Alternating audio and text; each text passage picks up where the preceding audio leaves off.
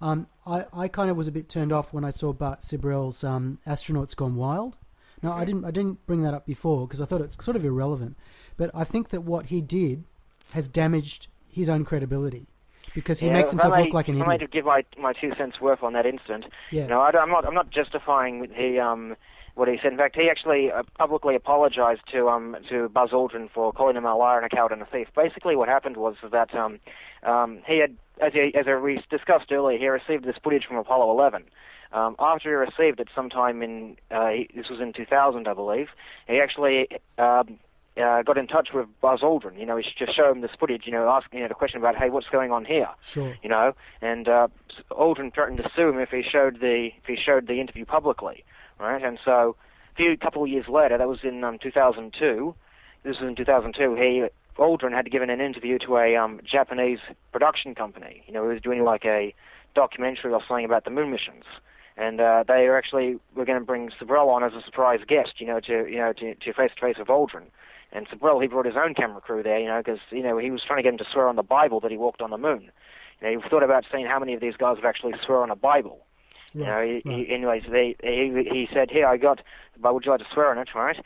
And he basically, Aldrin, he said, "I know you'd like to get a lot of attention." And, well, this guy, Aldrin, he had just been paid $2,000, to talk about something that he didn't do. Right? So that kind of made Sibrel angry. And he said, well, you're the one who's getting paid all this money, to talk about something that you didn't do, so that makes you a thief. And so basically they were like, the insults started to fly. Hey, you're the attention seeker. Well, you're the one who said you walked on the moon when you didn't. Okay? You're a coward and a liar and a thief. The insults just started to fly, and then things eventually got physical. So have any of them actually tried to sue him? Because I know I've watched his interviews with a few of them, and he's quite rude to a lot of them. Have any of them actually tried to sue him? I'm not sure about that.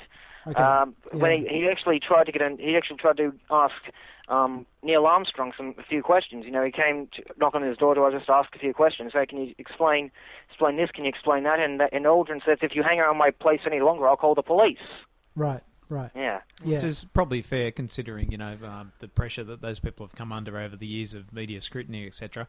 Now, let's move on. Let's move on. That's a tough.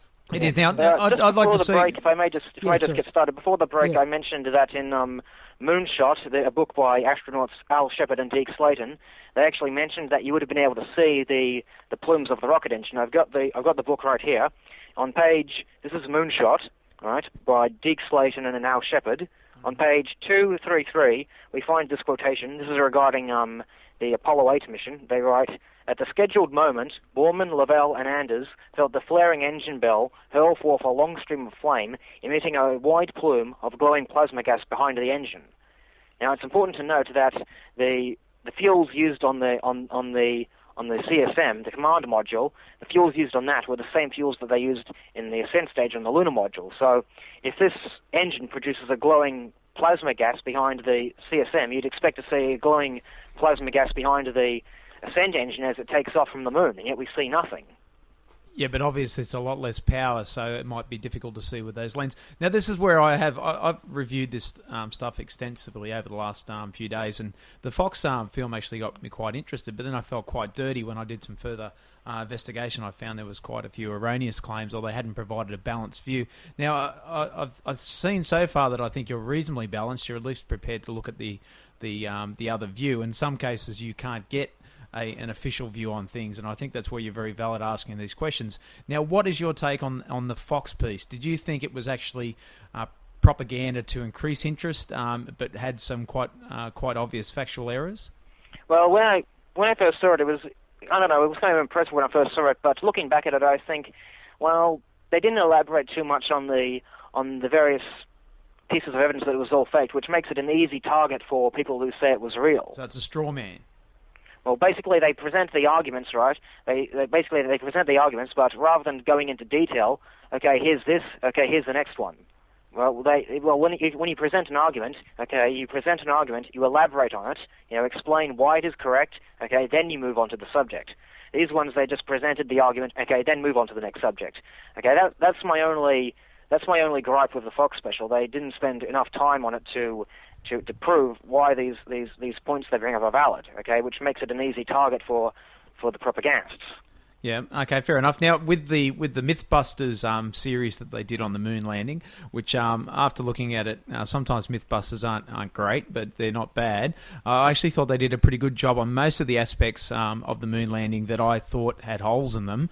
But the ones that they seem not to touch some of the ones that you've pointed as your strongest evidence, and also they didn't the things that I think are the strongest evidence, which are the three things that you point out. I'm still frustrated not really being able to get a clear picture of why we don't have a crater, how they got through the radiation belt, considering the research that you found was done. Even though I'd say Wikipedia and other sources on the net paint a picture that, to me, seems reasonable. They could have got through the belt, but you've cited evidence that says different. I'm wondering why MythBusters didn't talk about that. And I'm also wondering in general how we explain some of the heat elements on the moon and radiation. Yeah. It's not just the Van Allen radiation belts that are a major danger to the astronauts. There's also the solar flares. That's as well. We probably don't have time to go into that. But could you speak to the MythBusters and what they did, and if you think they made any mistakes in their analysis? Because I'm sure the viewers who will get the MythBusters links in the show notes would like to see your view on what they did. Oh, the MythBusters show, don't even start on there. That was the whole program was built on A, botched experiments, and in some cases B, outright lies. Okay, now probably the most alarming falsehood in that entire program. You might remember towards the end of the program, they went to the Apache Point Observatory and fired a laser beam at the moon. First they fired it at an uncharted area of the moon, then they fired it at the Apollo 15 site. They say that on 3 of the Apollo missions, they left these laser-reflecting dishes on the moon to bounce laser beams off these mirrors and back down to Earth. That's right. It doesn't prove that the man went to the moon, but it might prove that something's on the moon, yeah. Yeah, well, basically, before they fired at the Apollo 15 site, they fired it at the lunar highland regions, and they say that they got no return signal. Well, they claim, if there was no man-made equipment there, they wouldn't be able to get a signal back. Well, that's just wrong. Okay, there is if you go to the library, you can get the National Geographic December 1966 issue. In it, you'll find an article called "The Laser's Bright Magic" by Thomas Malloy. Okay, on page 876, we find this statement: 4 years ago, a ruby laser considerably smaller than those now available shot a series of pulses at the moon 240,000 miles away. The beams illuminated a spot less than 2 miles in diameter and were reflected back to Earth with enough strength to be measured by ultra-sensitive electronic equipment. Okay? Mm-hmm. Now, so that means basically these scientists in the US, it was at the MIT, the Massachusetts Institute of Technology, they fired a laser beam off the moon and back to Earth without any reflectors. Now, this was in 1962. Okay? A year later, there's a New York Times article in the November 5th, 1963 printing. It's called "The Soviet Bounces Light Beam Off Moon in Laser Test." We find that the Soviet Union, they also bounced lasers off the moon using they used a laser at the observatory in Crimea.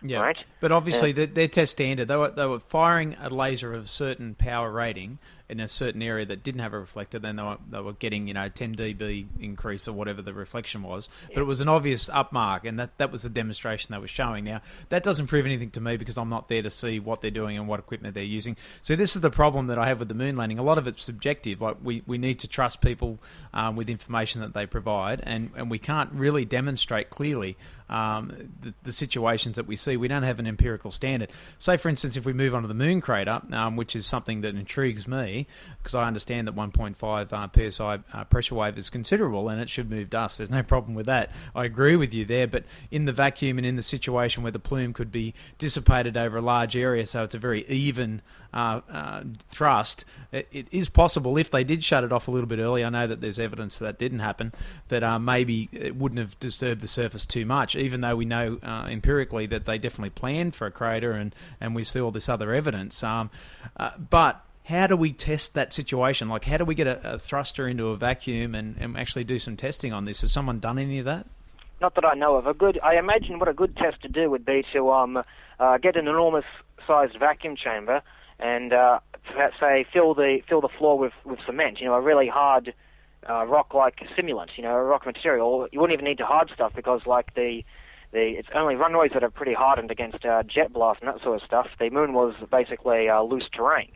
right? It's to basically put in a vacuum, get a large It's a layer engine of dust with the same and thrust. then hard rock, yeah. Yeah, that would be a pretty good experiment, is to put an engine with the same amount of thrust in the vacuum chamber and put some rock material underneath the engine. Do that test in the vacuum chamber. Yeah, well, it would be, and that'd be something that would, then would be able to move this debate to a higher level. At this stage, I still see this debate as being subjective, even though there is many of anomalies that you've pointed out, and you're doing quite a good job of explaining.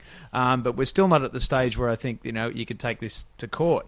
Where something like we're looking at the moment with 9/11, we have unexploded ordnance in the dust that we can demonstrate. We've got chain of custody. We've got many samples. We've got buildings falling at free fall speed admitted that is clear evidence. And the media won't even talk about our subject or my particular subject because they know that they can't explain it. But with the moon landing, they always seem to be able to dodge the bullet in one way or another. So what is it?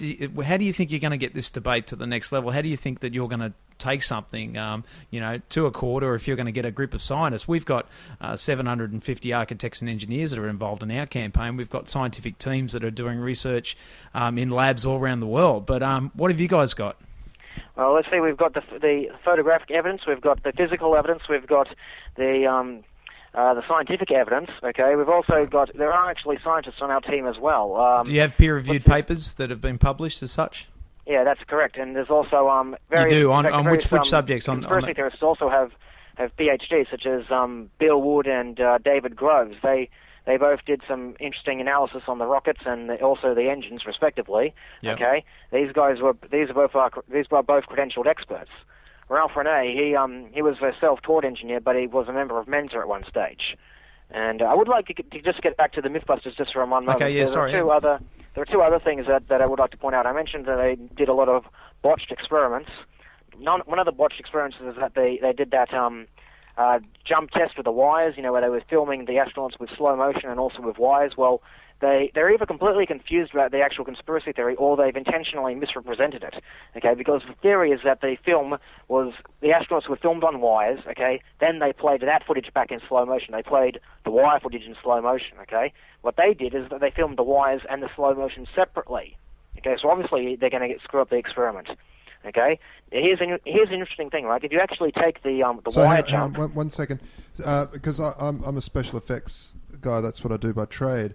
And so you're saying that to botch it, they would have shot at 50 frames a second, then played back at 30, which is the NTSC standard, or 29.9. Well, we initially thought that they had filmed it at only half speed. We managed to work out that it was actually 67% speed that they played it at. Here's the thing, right? If you'd actually take the Mythbusters video, right? Yep. And say, of him jumping with the wire, okay? Take that video, slow it down to 67% speed, and play it alongside the jump salute. The Apollo video of John Young jumping and saluting the flag. Yeah. Okay. You get a near perfect synchronization. Okay. Wow. The Mythbusters should have done it like that. Okay. Instead, they shot the wires and slow motion photography separately. Okay. And how do you explain the feather and the hammer? Was it in a vacuum environment? You're saying they mocked that up? Well, here's the thing, right? If they're actually shooting this in an environment, okay, the guy, David Scott, wouldn't have been able to grab the feather in the first place, okay? The gloves, they could only... And that's not answering the question. Like, let's deal with the fact that a feather and a hammer fell in a non-environment, like in a vacuum, together without any effect to the wind. Obviously, I imagine that they weren't using an actual feather. They were probably using a steel. What's the word I'm looking for? Steel wire thing, that looks like a feather. Or is this from the... Sorry, can I just interrupt? Air resistant, Can I just interrupt there? Yeah, so they could have faked the feather. Okay, well that's not a bad explanation. Look, what I'd just like to get to the major point is the fact that if they're actually on the moon in this vacuum, right, then they wouldn't have been able to hold the feather in the first place because, according to Jan Lundberg, the guy who actually modified the cameras for use with these gloves on, the smallest object the gloves could grip was only one inch. That's how thick the smallest object they could grip with those gloves on, okay? And a feather is obviously much thinner than 1 inch. Yeah. Now, just for our listeners, because I'm totally in the dark here about what this is about. So, did the astronauts actually? What mission was this on? Which Apollo mission was it? That was Apollo 15 with the hammer and feather thing. Basically,